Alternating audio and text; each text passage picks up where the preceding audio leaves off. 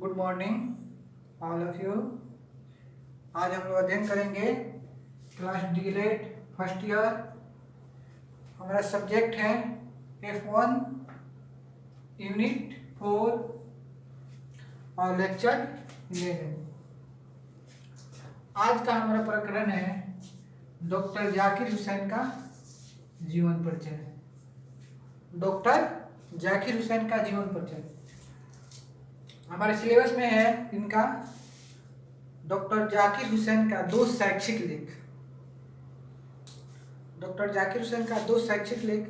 तो दो शैक्षिक लेख के बारे में पढ़ने से पहले हम दो शैक्षिक लेख पुस्तक के राइटर डॉक्टर जाकिर हुसैन के बारे में कुछ अध्ययन करेंगे। उनका संक्षिप्त जीवन परिचय। डॉक्टर जाकिर हुसैन का जन्म 8 फरवरी 1897 ईस्वी में को हैदराबाद के एक संपन्न पठान परिवार में हुआ था। वे जाति से पठान परिवार में उनका जन्म हुआ था। उनके पिता का नाम फिदा खां। उनके पिता का नाम फिदा हुसैन खां था, जो एक प्रसिद्ध वकील थे। उनके पिता पेशा से वकील थे।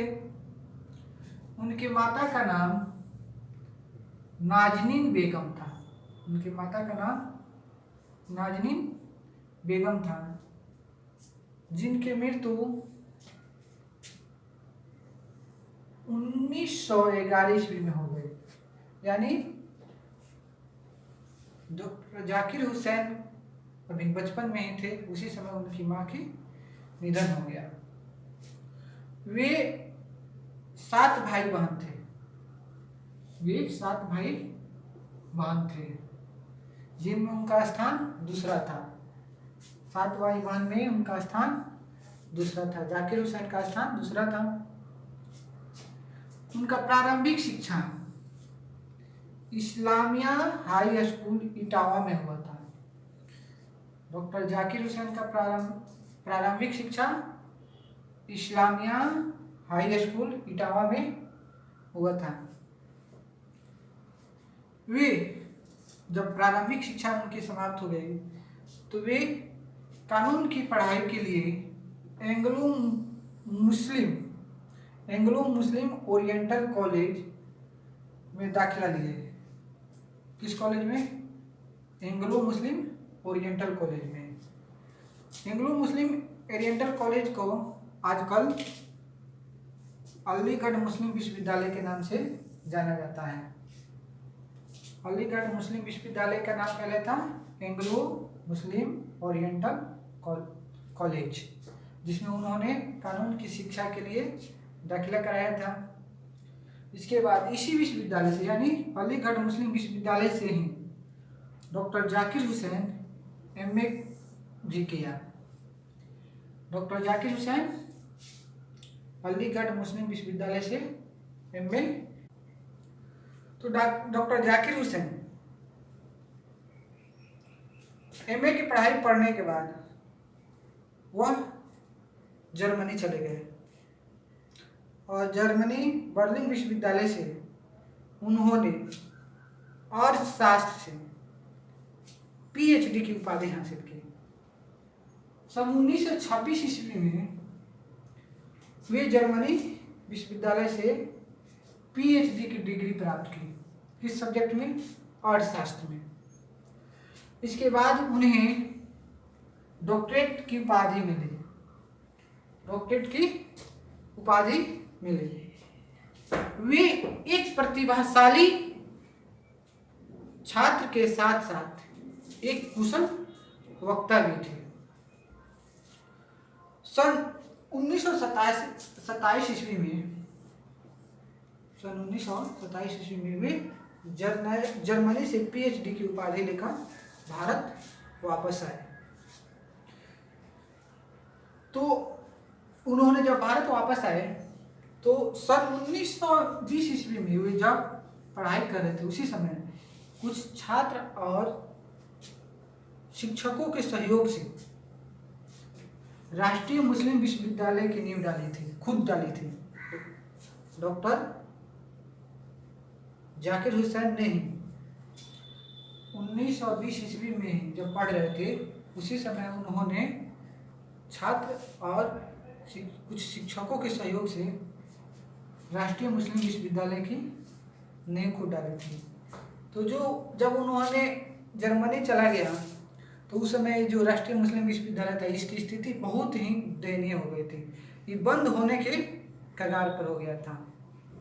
तो जब वह जर्मनी से लौटे तो इस संस्थान का सुधार किया और इस संस्थान में उन्होंने 20 वर्षों तक बहुत ही अच्छे ढंग से काम किया।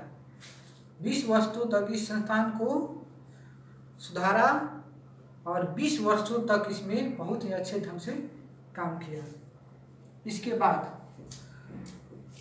ये जो विश्वविद्यालय थे अंग्रेजों के अधीन था।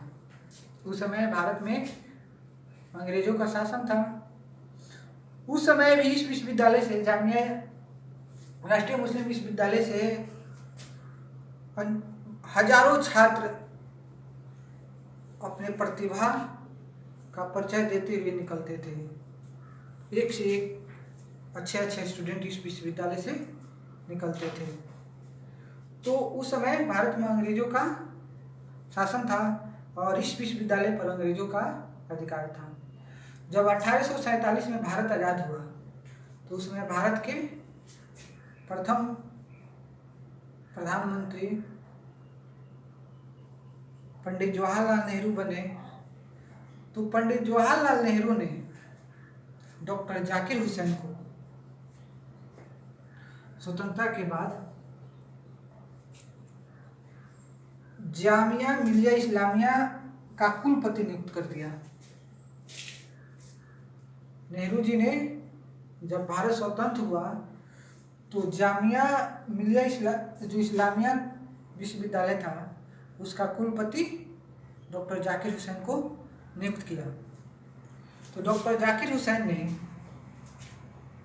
सन 1926 से लेकर सन 1948 ईस्वी तक जामिया मिलिया इस्लामिया का कुलपति रहे। कब से कब तक? 1926 से लेकर 1948 ईस्वी तक उन्होंने जामिया मिलिया इस्लामिया विश्वविद्यालय के कुलपति रहे। वो जामिया मिलिया इस्लामिया विश्वविद्यालय के कुलपति के बाद पंडित जवाहरलाल नेहरू ने उन्हें सन 1948 ईस्वी में राज्यसभा का सदस्य बनाया। भारत के प्रधानमंत्री पंडित जवाहरलाल नेहरू ने डॉक्टर जाकिर हुसैन को 1948 ईस्वी में राज्यसभा का सदस्य बनाया। इसके बाद सन 1955 से लेकर 1957 तक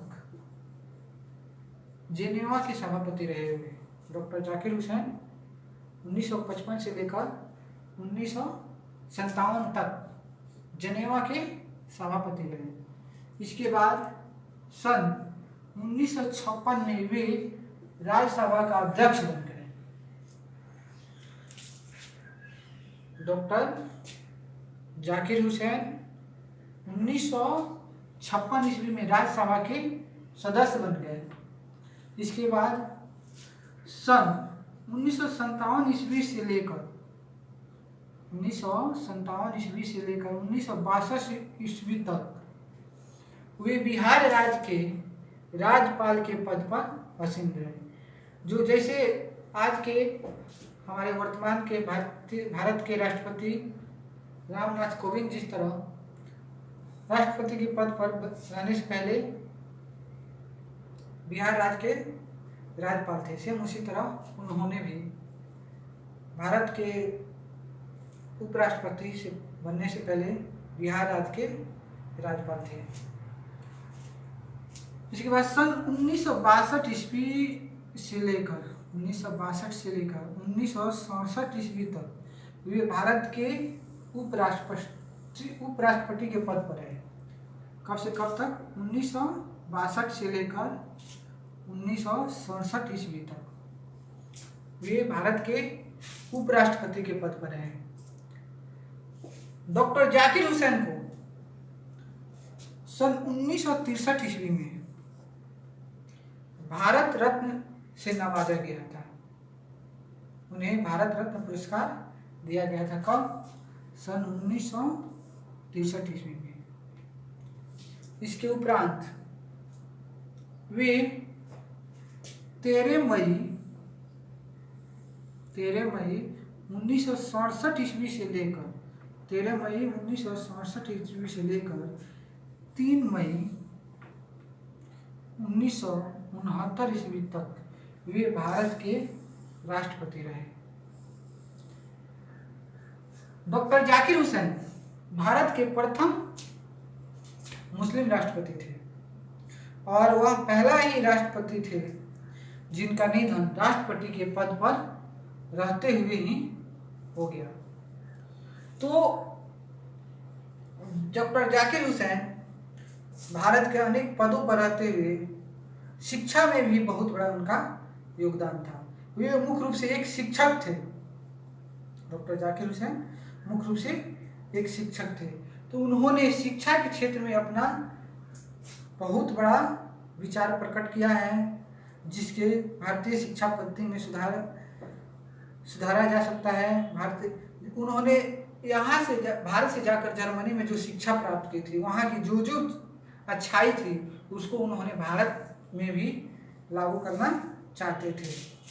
तो आज हम लोगों ने भारत के एक प्रतिभाशाली योग दार्शनिक शिक्षाविद डॉक्टर जाकिर हुसैन के जीवन परिचय के बारे में अध्ययन किया। इसके अगले वीडियो में हम उनके द्वारा लिखित 2 शैक्षिक लेख के बारे में अध्ययन करेंगे। तब तक के लिए थैंक यू।